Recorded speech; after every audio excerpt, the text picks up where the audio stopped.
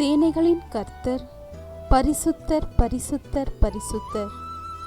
இன்றைய நாளுக்கான வேத வசனம்.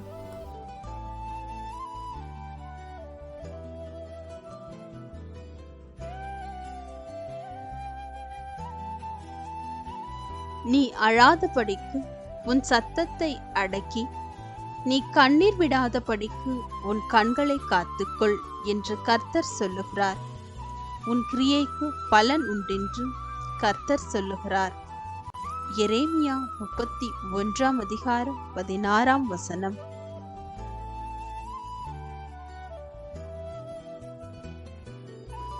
This is what the Lord says. Restrain your voice from weeping and your eyes from tears, for your work will be rewarded, declares the Lord. Jeremiah chapter 31 verse 16.